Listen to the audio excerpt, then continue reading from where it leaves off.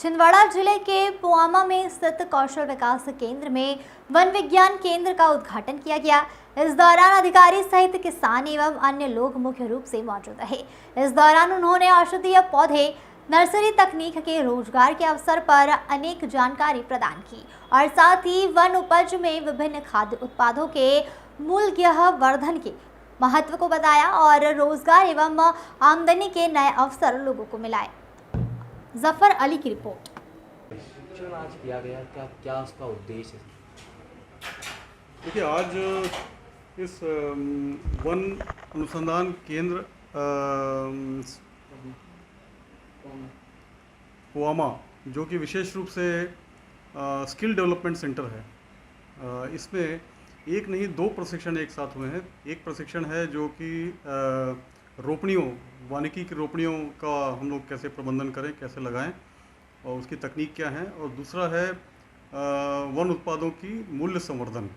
दोनों ही बहुत महत्वपूर्ण विषय हैं, क्योंकि आज के समय में हम किसी भी एक प्रकार की आजीविका पर निर्भर नहीं कर सकते हैं। जैसे कृषि, केवल कृषि पर निर्भर नहीं कर सकते हैं और हमें कई अन्य आजीविका के स्रोतों को भी देखना की आवश्यकता है, जिससे भविष्य में हमारे जितने युवा हैं उनको और भी आजीविका सृजन के साधन मिलें। तो मूल्य संवर्धन एक बहुत महत्वपूर्ण विषय है, क्योंकि मूल्य संवर्धन में हमारे प्राकृतिक वस्तुएं जो आसपास हमारे पास उपलब्ध हैं, उनके जो प्राकृतिक रूप से उपलब्ध मूल्य को हम लोग किस प्रकार थोड़े बहुत परिवर्तन करके उनका संवर्धन कैसे कर सकते हैं, वैल्यू एडिशन कैसे कर सकते हैं, जिसको हमको हो सकता है कि 10 गुना मूल्य भी हमें प्राप्त हो। तो उसमें स्वयं की रोजगार सृजन की जो कैपेसिटी है वो भी बढ़ती है, और दूसरा, अगर वो चाहें तो स्टार्टअप्स भी आगे आने वाले समय में प्रारंभ कर सकते हैं।